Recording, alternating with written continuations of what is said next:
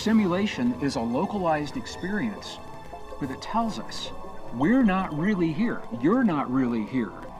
We exist somewhere outside of the simulation, and we are projecting our energetic body, what we call our spirit or our soul or our avatar, into this experience so that we can learn something here that apparently we cannot learn where we've come from and that apparently we're going to need wherever we are going. Now, this is a really, really powerful concept. The idea that we are not here, and the biology actually supports it. What the biology is showing us is that our cells receive information that defines who we are. The surface of the cells, the receptors, receive this information.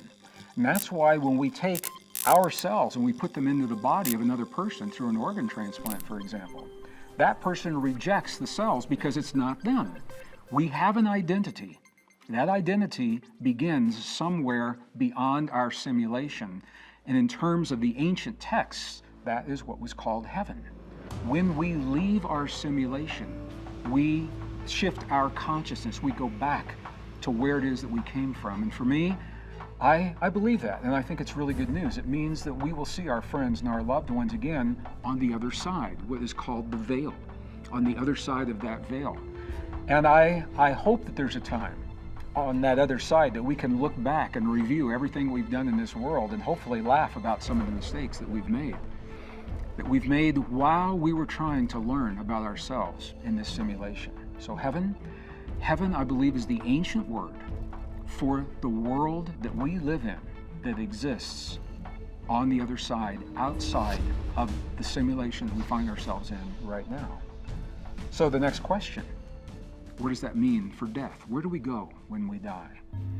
If this simulation theory works the way that the science suggests and the way that I believe that the evidence is directing us, it's really good news, because it means when we die, what we call death is the end of this representation of us in this limited simulation, what we call our avatar, just as we're seeing portrayed in the films and the media. Again, consciousness reminding us of ourselves, communicating with us, informing us of the reality of our world, consciously and subconsciously. So when we die, this avatar no longer exists in the physical realm, but our essence that we've projected continues in the realm outside, perhaps in another physical body. So once again, we think back, what is the purpose of the simulation? Simulation is to learn a new way of being in a realm that is relatively safe, because we need that way of being when we go to another place.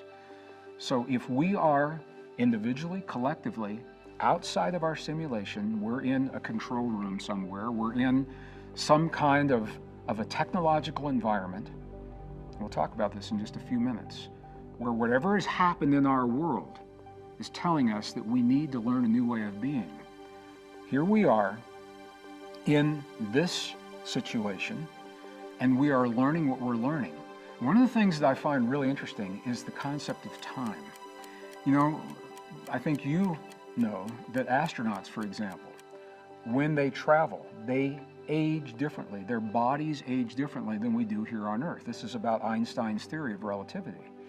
So the thinking is that in the future, when we have astronauts that leave the Earth, leave the moon, and go deep into the solar system, and maybe even beyond, that they will age slower than their husbands, wives, families, their children here on Earth.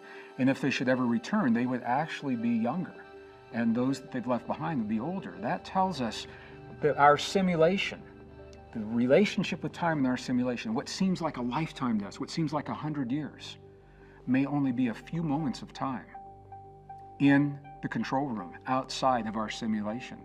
That it's all relative in terms of the way we think about this.